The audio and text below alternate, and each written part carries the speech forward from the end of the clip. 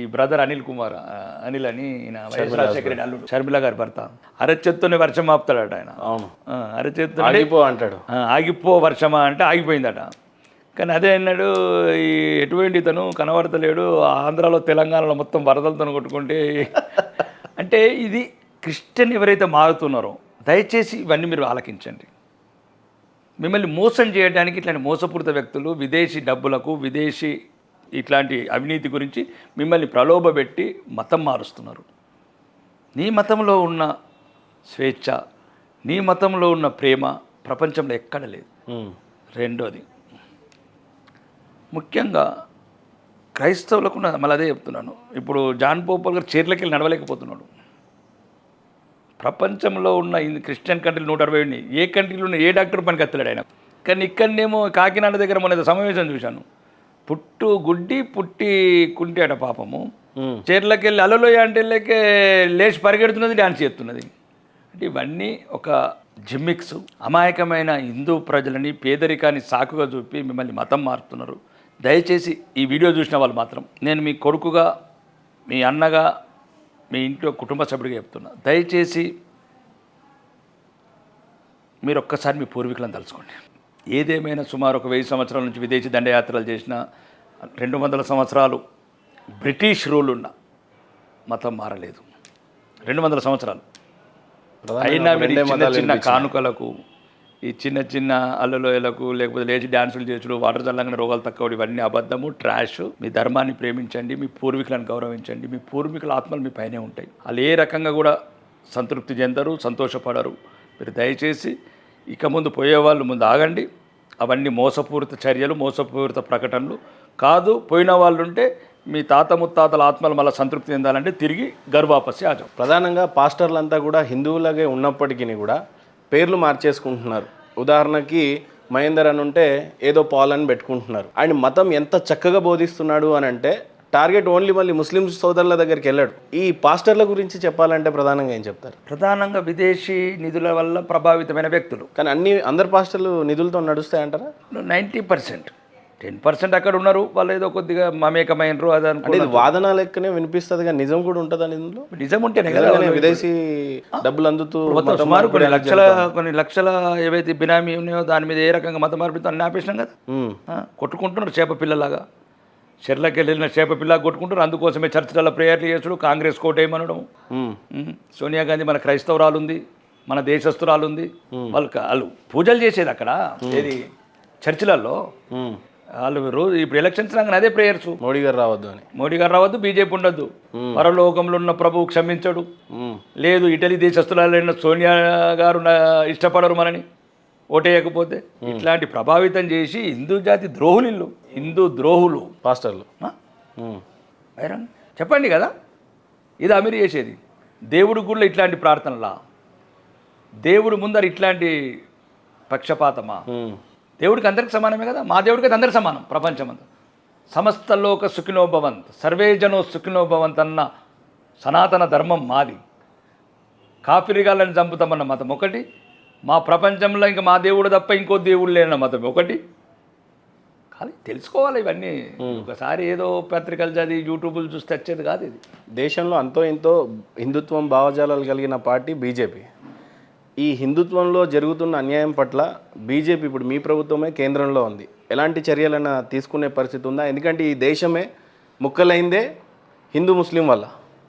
ఇప్పుడు ఈ కొత్తగా కాదు, కొందరి స్వార్థపరుల వల్ల. హిందూ ముస్లిం ఇప్పుడు కలిసిలేమా? కలిసి ఉన్నాం. మతం అనేది మారుతుంది, కేవలం హిందూ ప్రధానంగా అనిపిస్తుంది. బీజేపీ ఏ చర్యలు తీసుకునే పరిస్థితి? స్వాతంత్ర పోరాటం చేయలేదా? చేశాం. ఎవరు? సోయబుల్లా ఖాన్ ఎవరు? సూర్యబాజ్ ఖాన్ ఎవరు? ముస్లిం సోదరులే కదా. ముస్లిం సోదరులే కదా. మరి నో, అది కాదు. ఈ దుర్మార్గులు చరిత్రని వక్రీకరించి వాళ్ళని ఒక రకమైన ప్రలోభాలు పెట్టి ఈ రకంగా మారుతున్నారు తప్ప ముస్లిమ్స్ గురించి, ముస్లింల వల్ల ఏర్పడలేదు దేశం. ముస్లిమ్స్ కూడా ఇష్టంగా పాకిస్తాన్కి పోలేదు. కొందరు వ్యక్తులు, అంటే దానికి ప్రధాన దోషి, ప్రధాన ముద్దాయి జవహర్లాల్ నెహ్రూ. ఆయనకు ఎటువంటి నైతిక అర్హతలు, నైతిక విలువలు లేని వ్యక్తి కాబట్టి ఎవరు కాంగ్రెస్లో కూడా అప్పుడు ఎవరు ఆయన ప్రధానమంత్రి కావడానికి ఎవరు ఇష్టపడలేదు. అతన్ని ప్రెసిడెంట్ ఆఫ్ కాంగ్రెస్ కూడా ఇష్టపడలేదు. ఎంతసేపు ఈ లాబింగ్ చేయడం అప్పటి నుంచి ఈ కుటుంబంలో ఉన్న పనే అది. మతాలు మారడం, కులాలు మారటము, లాబింగ్లు చేయటము, లాలూచిపరచటము, జాతిని సర్వనాశనం చేసిన కుటుంబం అది. 16-20 మంది కాగా అది వాళ్ళ ఎగ్జిక్యూటివ్ సభ్యులు ఉంటే 16 మంది సర్దార్ వల్లభాయ్ పటేల్ ప్రధానమంత్రి కావాలన్నారు. మళ్ళీ గాంధీ గారిని మేనేజ్ చేసి దుర్మార్గుడు ఈ దేశాన్ని విడగొట్టదందుకు మహమ్మద్ జిన్నాతోని లోపాయికారు ఒప్పందంతో నువ్వు అక్కడ వెళ్ళుకో నేను ఇక్కడ వెళ్ళుకుంటాననే భాగంలో ఈరోజు దేశాన్ని 3 ముక్కలు చేసి నిరంతరం ఎప్పటికీ భారతీయ కాదు హిందువులని పాలిట ఒక అంటే ఏమనొచ్చు అది నరకప్రాయం చేసింది వాళ్ళ జీవితాలని. ఈరోజు వరకు కూడా బంగ్లాదేశ్లో అయ్యో రామనుకుంటే వస్తున్నారంటే 20 సంవత్సరాలు పెంచుకున్న బిడ్డ బంగ్లాదేశ్లో మొన్న కళ్ళ ముందు మానభంగం చేస్తున్నారు. బా అల్లారు ముద్దుగా పెంచుకున్న బిడ్డని, అల్లారు ముద్దుగా పెంచుకున్న కొడుకుని కత్తులతో చంపి కళ్ళ ముందే శవాల మీద యూరిన్ పోస్తున్నారు. ఒక పక్క బంగ్లాదేశ్ ప్రధానిని తీసుకొచ్చి నరేంద్ర మోడీ గారు ఆశ్రమం అయితే ఇచ్చారు. హిందువులకు జరుగుతున్న మారణ హోమం, మారణ కాండం గురించి బంగ్లాదేశ్లో హిందువుగా మనం అసలు ఏ రకంగా చూడవచ్చు? ఈరోజు వాళ్ళ పరిస్థితి రేపు మన పరిస్థితి కూడా అయి ఉండొచ్చు, చెప్పలేం. అవుతుంది, చెప్పలేమని చెప్పలేం. ఘంటాపదంగా రాసిస్తా, భారతదేశంలో ఉన్న హిందువులు తమ మరణకాండ తామే రచించుకుంటున్నారు. మరణ శాసనం ఈ దుర్మార్గుడైన మన దేశస్థుడు కాడు, మన మతస్థుడు కానీ రాహుల్ గాంధీ నాయకత్వంలో దేశ విద్రోహ శక్తులు, విదేశీ శక్తులు అన్నీ ఏకమై ఈరోజు భారతదేశం చుట్టుపక్కల ముళ్ళ కంచెలు కడుతున్నారు. ఈ జాతికి మరణం తప్ప గమనం లేదు. మేల్కొనకపోతే, మేలుకుంటే నరేంద్ర మోడీ గారు చెప్పినట్టు 1000 సంవత్సరాల భవిష్యత్తు రాస్తాం మేము. ఒక పక్క బంగ్లాదేశ్లో ఉన్నటువంటి ప్రధానిని తీసుకొచ్చి దేశంలో పెట్టుకున్నాం కదా, ఎనీ మూమెంట్ బంగ్లాదేశ్ వెనకాల చాలా దేశాల శక్తులు పనిచేస్తున్నాయి, ఇండియా మీదకి దాడులు చేసే అవకాశాలు ఉన్నాయి, శాంతి భద్రతలకు భంగం కలిగే అవకాశం ఉంది అని చెప్పేసి హెచ్చరిస్తూ ఉన్నారు. ఏ రకంగా చూస్తారు దీన్ని? అంటే ఒకటి ఫస్ట్ ప్రపంచంలో ఒకటి తెలుసుకోవాల్సిన సమస్య దీనివల్ల ఒకటి ఉన్నది. 57 ముస్లిం దేశాలు ఉంటే ఒక్క దేశం కూడా ఒక ఆడబిడ్డకు ఆశ్రయం ఇవ్వలేదు. అది కూడా పాయింటే. అంటే అదే షేక్ హసీనాని 3 సార్లు ఎన్నుకున్న విధవలు ఎవరు? విధవ సన్నాసులు ఎవరు? హైదరాబాద్లో ఓటేసిండా, మన కోరటిపల్లిలోడు అంకాపురం ఓటేసిండా? ఈ కోరటిపల్లిలోడు నా అంకాపురం ఓటేసిండ్రా? రోడ్డు వాళ్ళే బంగ్లాదేశ్ సన్నాసులే కదా, అంతే కదా.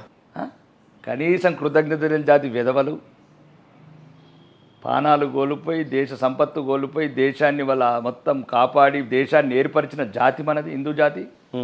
ముజీబర్ రెహమాన్ వాళ్ళ షేక్ హసీనా గారి తండ్రికి బంగ్లా బంధుకు అండగా నిలబడి ఎంత దుర్మార్గులంటే ఈ బంగ్లాదేశ్లో ఉన్న ముస్లింలు అప్పుడు ఏదైతే బంగ్లాదేశ్ 71లో అప్పుడు విడిపోయినప్పుడు 6 నెలలు వాళ్ళకి అన్నం పెట్టింది ఏది? ఇస్కాన్ టెంపుల్ ఆడ. దాన్ని మొన్న తగలబెట్టిర్రు విధవలు. అయ్యో, అంటే కన్న తల్లినే రొమ్ములు కోసిన నా కొడుకులు. ఎటువంటి కృతజ్ఞత లేని జాతి. ఏం చేసిండ్రా మీరు? ఖాళీ రిజర్వేషన్ అని పెట్టుకుని, నీ రిజర్వేషన్ నువ్వు పెంచుకుంటావా, తగ్గించుకుంటావా, నీ దేశం నీ ఇష్టం. హిందువులు ఏం చేసిండ్రా విధవ నా కొడుకులారా? అనవసరంగా అమాయక బిడ్డలని సామూహిక మానభంగాలు, సామూహిక హత్యలు, వేలాడదీయటము, సముద్రాల శవాలను బారదు. ఇదేందిరా? ఏ మానవ జాతి చెప్పిందిరా మీకు? అదే అందుకోసం నేను చెప్తున్నాను. మాది హిందుత్వ పార్టీ అని చెప్పిన బీజేపీ హిందువులను కాపాడడానికి ప్రైమ్ మినిస్టర్ గారికి కూడా చెప్పింది అదే. ఒకవేళ అంటే నేను వ్యక్తిగతంగా కోరాను, బంగ్లాదేశ్ మీద సైనిక చర్య తీసుకోమని. మనం ఏర్పరిచిన దేశం మన దేశం అది. అవును, అది మన ఆఫ్రికానా, యూరోపా, అమెరికానా? అవర్ సాయిల్, మన నేలాది, కరెక్టే కదా, నేలాది. Within 1 hour is enough. 1 hour మన ఇది కలకత్తా పక్కన బంగ్లాదేశ్లో 7 రాష్ట్రాలు ఉన్నాయి. Within 1 hour capture to Bangladesh, బేజో ఆర్మీ. ఇదే ఈరోజు ఆ దుర్మార్గుడు నైరు విడదీయకపోతే బలవంతంగా పోయినరండి వాళ్ళు, ఇష్టంతో పోయినరా వాళ్ళు? వీళ్ళు ఇక్కడ కూర్చుని మ్యాప్ గీస్తే నెహ్రూ గారి ఇంట్లో ముక్కలైపోయిన బిడ్డలు వాళ్ళు ఇష్టంతో ఉన్నారండి. వాళ్ళు అక్కడ గత్యంతరం లేక అక్కడ ఉండిపోవాల్సి వచ్చింది వాళ్ళు. వాస్తవం. ఈ రోజు వరకు కూడా శాపము ఆ పాపము ఎప్పటికి పోదండి. నెహ్రూ కుటుంబానికి, గాంధీ కుటుంబానికి లక్షలాది మంది హిందువుల మానపానాలు ఈరోజు గాలిలో కలిసినాయంటే కారణం అది ఒకటే కుటుంబం. అందుకోసమే ఆ కుటుంబంలో జరగరాని సంఘటనలు ఎందుకు జరుగుతున్నాయి? హఠాత్ మరణాలు జరుగుతూ ఉన్నాయి. దేవుడు ఉన్నాడు అంటారు, అంతే. కాబట్టి ఈరోజు అది ఇప్పుడు ఈరోజు మన దేశంలో ఉన్నవాడితే, ఈరోజు మన దేశంలో బంగ్లాదేశ్ అనే ప్రాంతం ఉన్నవాడితే అప్పుడు అది వెస్ట్ బెంగాల్ ఈస్ట్ బెంగాల్ అప్పుడు, ఇప్పుడు మనకు అది ఈస్ట్ బెంగాల్ అప్పుడు ఉండబడితే వితిన్ 5 minutes కథం. సుఖోయ్ విమానాలు పోతుండే, ఆర్మీ దిగుతుండే, 5 నిమిషాలు కంట్రోల్ చేస్తుండే. మీ ఈరోజు లేదా? ఏమైంది? అస్సాంలో 40% ముస్లిమ్స్ ఉంటే ఏం చేస్తున్నారు? వాస్తవం. ఏం చేస్తున్నారు అంటే ఇప్పుడు లేరా? 6 కోట్ల ముస్లిమ్స్ ఉన్నారు యూపీలో. ఏం చేస్తున్నారు? మనం మంచిగుంటే వాళ్ళు మంచిగుంటారు, వాళ్ళు మంచిగుంటే మనం మంచిగుంటాం. వాళ్ళు ఏమనుకుంటారంటే మేము ఎప్పుడు అంకర్ ఉంటాం అనుకుంటారు. మేము ఎందులో మేము ఎందులో చక్కగా ఉంటాం, మేము కూడా అంకర్ అవుతాం. అంటే మేము ఎప్పుడు ఇక హిందువులు చక్కగానే ఉండాలి. ఇక ప్రపంచం అంతటా క్రిస్టియానిటీ పెరుగుతూ ఉంది, ఇస్లామిక్ పెరుగుతూ ఉంది. హిందుత్వం పరిస్థితి ఏంటి అంటే? హిందుత్వం పెరుగుతుంటే జనాభా పరిస్థితి హిందుత్వం కూడా పెరుగుతుంది. రష్యాలో కావచ్చు, యూరోప్లో కావచ్చు, అమెరికాలో కావచ్చు, లండన్లో కావచ్చు. ఇక్కడ హిందువులు 6 నలుగురిని కంటున్నారా? కనాలని చెప్తున్నాను నేను, బహిరంగంగా చెప్తున్నాను. కంటలేరు కదా ఇద్దరు. కనాలి 9 మందిని కనవాలని చెప్తున్నాను కదా నేను. మళ్ళీ మీకు గౌరవపదమైన ఎమ్మెల్యే హోదాలో ఉన్నారు మీరు, శాసనసభ్యులుగా. అవును. హిందువులను 6 9 మంది కనండి అంటున్నారు. అంటే ఎదుటోడు క్రికెట్ 11 మందితో ఆడుతున్న ఇద్దరితో ఆడతావా? ఆయన ఆట బంద్ చేయి. మరి మీ ఉద్దేశం ఏంటి? ఆయన ఆట బంద్ చేయు. ఇప్పుడు నిన్నెవడన్నా బలవంతంగా మన చట్టం చేసినరా? కుటుంబ నియంత్రణ వేసుకొని చట్టం చేసినారా? అమ్దో అమ్మారద్దో అనుకుంటా అప్పుడేదో ఇందిరాగాంధీ గారు, సంజయ్ గాంధీ గారు అది విదేశీ శక్తుల చేతుల పావులై హిందూ జాతిని సమూలంగా నిర్మూలించాలన్న కుట్రలో భాగమే ఆ స్కీము. గోడల మీద రాయంగా నిన్నెవరు చేసుకోమన్నారు సర్జరీస్? మరి నువ్వు వేసుకుంటే వాడు చేసుకోకపోయా, ఆడి మీద ఎడుతున్నావు. నువ్వేమిటికి అంటలేవు అని కనేటువంటి ఆపుతాను లేవు. ఒకవేళ ఇప్పుడు మరి నువ్వు ఆట ఆడాలంటే ఎట్లా ఆడుతావు? ఇప్పుడు ఆడు క్రికెట్ ఆడుతున్నాడు అబ్బా, 11 మంది ప్లేయర్తో ఆడుతున్నాడు. నువ్వు ఇప్పుడు క్రికెట్ ఆడుతున్నా ఆడాలా? ఎట్లా ఆడుతావు? కానీ మీరు ఆలోచించే చెప్తున్నారా? 100% ఆలోచించే గౌరవపదమైన పోస్ట్లో ఉండి గౌరవపదమైన శాసన సభ్యుడిగా చెప్తున్నాను. ఇది ఒకవేళ సాధ్యమైన తొందరలో గౌరవనీయ ప్రధానమంత్రి నరేంద్ర మోడీ గారు అపాయింట్మెంట్ అడుగుతాను, అడిగాను కూడా, రిక్వెస్ట్ పెట్టాను. ప్రెసిడెంట్ ఆఫ్ ఇండియాని కలుస్తాను. నా ఏదైతే నా ఇంకా చాలా మంచి పెద్ద ప్లాన్ ఉంది నా దగ్గర. హిందూ జాతి ఎప్పుడు నిరంతరం వేల సంవత్సరాల వరకు వర్ధిల్లేటట్లు మంచి ప్రణాళికలు నా దగ్గర. ఏమున్నాయి ఆడు మోప ఎంతసేపు మీరు క్రాస్ చేసాం మేము వితిన్ 3 years. నాకు 15 కోట్ల కంటే 25 కోట్లు అయితే మేము 100 కోట్ల మంది కంటే మేము ఎంతసేపట్లో అవుతాం? ఇప్పుడు 15 కోట్ల కంటేనే జనాభా అంతా పెరిగిపోయినప్పుడు మరి దేశం ఉంది. ఫర్ ఎగ్జాంపుల్ సింపుల్గా చెప్తున్నాను మహేందర్, మీకు తెలియదు, ప్రపంచ జ్ఞానం కొద్దిగా తక్కువ ఉంది అంటే చాలామంది అడిగే వాళ్ళకు. 220 దేశాలని ఫర్ ఎగ్జాంపుల్ ఒక ఆస్ట్రేలియా కంట్రీ చెప్తున్నాం, 2 కోట్ల పాపులేషన్ ఉంది. భూభాగం ఏమో సుమారు 76 లక్షల స్క్వేర్ కిలోమీటర్స్ ఉంది. మనకన్నా 2 అంతలు ఉంది. మనకు 30 లక్షల మంది 30 ఫర్ ఎగ్జాంపుల్, సబ్జెక్ట్ కరెక్షన్. అంటే ఇంకా 300 కోట్ల మంది పడతారు. కావాల్సినంత 300 కోట్లు మినిమం. సుమారు ఇంకా 600 కోట్లు పడతారు ఆస్ట్రేలియాలోనే. న్యూజిలాండ్లో ఒక 6,000, న్యూజిలాండ్లో ఒక 6 ఏమంటారు ఒక 300 కోట్లు పడతారు. ఇంకా 900 కోట్లు. హిందూ జాతిని మాత్రం నేను క్లియర్గా చెప్తున్నా మహేందర్, ఓన్లీ నీ అధిక సంతానమే కాపాడుతుంది. ఏమో మరి ఇంటర్వ్యూ చూసేవాళ్ళు, మిమ్మల్ని గౌరవించే వాళ్ళు మరి ఏమో మతి సిమితం లేక మాట్లాడుతున్నాడు పైడి రాకేష్ రెడ్డి అని అనే పరిస్థితి ఉంది. ఎందుకు మొత్తం ఇప్పుడు మా తాత 6 అన్నాడు. అందరు ఇంతకుముందు వాళ్ళంతా 8 మంది 10 మంది. ఈ మతి సన్నాసులు, దద్దమ్మలు, చాతగానోళ్ళు, పనికిరాని వేదవాళ్ళు గంటలేరు చాతగాక. మా తాత ముత్తాతలు అందరూ ఇంతేగా అన్నారు. ఎవడన్నా ఆడి మత్స్యంతో ఆడికి తప్పింది. కానీ మా తాత కూడా 8 మంది మరిగా మరి మా తాత 6, 4 మేనత్తలు, 2 నాన్నలు, పెద్ద నాన్న, చిన్నాన్న. ఎవరు మొత్తం మా ఊర్లో ఎవరు చూసినా 8-10 మంది ఉండేవాళ్ళు. అంతే కదా. అప్పుడు చుట్టాలింటికి పోవాలంటే 10 ఊర్లకు పోవాలి. ఒక పెళ్లి జరుపుకోవాలంటే 15 రోజులు. ఇప్పుడు ఒక చెల్లె, ఒక అన్న, అంతే అయిపోయింది. ఒక లింగి, ఒక లింగడు, ఒక గంగి, ఒక గంగడు. మీరు అన్నట్టు ఒక 20-30 సంవత్సరాలు పోయిన తర్వాత ఇద్దరే ఉంటారు చుట్టాలు. 2 ఫారం కోళ్ళని అన్నట్టు బాయిలర్ కోళ్ళని అనేది. ఆడికి 10 కిలోల బియ్యం ఎత్తలేడు, 10 కిలో మూట ఎత్తలేడు. పుట్టిన ప్రతి ఒక్క డాక్టర్ కావాలా. డాక్టర్ని ఏం చేసుకుంటారు సన్నాసులు. ఆర్మీలో ఒక్కడు ఉండాలా, రైతు ఒక్కడు ఉండాలా, అన్నం పెట్టేందుకు, దేశాన్ని కాపాడుతందుకు ఆర్మీలో ఒకడు ఉండాలా, పోలీసు వ్యవస్థలో న్యాయం కాపాడుతందుకు ఒకడు ఉండాలా, లా అండ్ ఆర్డర్ కాపాడుతందుకు న్యాయ వ్యవస్థలో ఒకడు ఉండాలా, ఒకడు పారిశ్రామికవేత్త ఉండాలా, నీలాగా నాలాగా బిజినెస్ మెన్లు ఉండాలా, ఒకడు మంచి రాజకీయ నాయకుడు ఉండాలా, ఒకడు పక్క గుండా ఉండాలా, రౌడీ ఉండాలంటుండే. ఇంత ఓపెన్గా చెప్తున్నా, రౌడీ గుండా. కానీ ఆడు మంచి రౌడీ, మంచి గుండా. ఇతర మతస్థులు ఎప్పుడైతే నీ మీద దాడి చేస్తారో వాడు కత్తి పడితే వీడు కత్తి పడతాడు, వాడు తుపాకీ పడితే వీడు తుపాకీ పడతాడు, వాడు పూలదండ ఎత్తే వీడు పూలదండ ఎత్తాడు. మీలాగా నాలాగానే. కానీ మాత్రం 8 మంది కన్నా 9వ సంతానం చూస్తేనే భారతమాత సంతోషపడుతుంది. భారతమాత నిజంగా కూడా ఎప్పుడైతే సంతోషపడుతుంది అంటే ఆ 9వ సంతానమైన బిడ్డ ఎట్లయితే 8వ సంతానం శ్రీకృష్ణుడు పుట్టిండో దేవగమ్మకు, అంతమంది పుట్టినోడు సచ్చిండు, 8వ పుడితేనే చరిత్ర నిలబడిండు. అంతేనా కాదా? ఇది కూడా అంతే. 9వ సంతానంతోనే హిందూ జాతి నిలబడుతుంది. ఇక మీరు నిర్ణయించుకోండి హిందువులు. బరాబర్ మీ స్టేట్మెంట్ అయితే అంతే చెప్తారు కదా. మ్మ్. ఇప్పుడు మధ్య ఆ తాత ముత్తాతలు అడగండి. ఇప్పుడు అట్లా మీరు అన్నారు కదా, వాళ్ళు అడగండి తాత ముత్తాతలు. అదొక మోసపూరిత చర్య వల్ల వచ్చినాం. మీకు చాలా మందికి చెప్తున్నాం, ఓకే మేము కొన్ని తప్పులు చేసినాం, మాకు కూడా అవగాహన లేక, అవగాహన వచ్చినాక మాకు కూడా అందరి హిందువులకు చెప్తున్నాం. ఒకటి చెప్తున్నాను, వాడు ఆపుతున్నా బాబు, వాడు ఆపనప్పుడు మేము అడిగెడతాం. మ్మ్. నిన్నటి సంఘటన చెప్తున్నా. మొన్న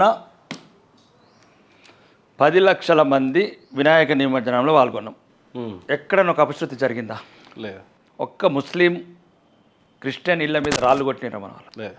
మరి నిన్న మంగళాట్ల గోచమాలు నియోజకవర్గంలో 4 చోట్ల హిందూ మహిళల మీద రాళ్లతో ఎట్లా కొడతారు? 600 మంది ముస్లిం అబ్బాయిలు. మ్మ్. మిలాన్ నబీ అని వాళ్ళది పండుగ ఉన్నది, మహమ్మద్ ప్రవక్త దినం. 600 మంది బైకుల మీద వెళ్తేనే మా హిందూ మహిళలకు రక్షణ లేకపోతే మరి వీడికి జవాబు ఎట్లిస్తావు? మ్మ్. ईंट का जवाब पत्थर से देना ही पड़ेगा, बम का जवाब बारूद से देना पड़ेगा, మ్మ్. पिस्टल का जवाब, बंदूक का जवाब AK-47 से देना पड़ेगा. जब भी तो समझेगा. जो जबान समझता है वही जबान में समझाना पड़ेगा. मैं बोल रहा हूँ, खुला मिसाल बता रहा हूँ. 2 दिन पहले का बोल रहा हूँ.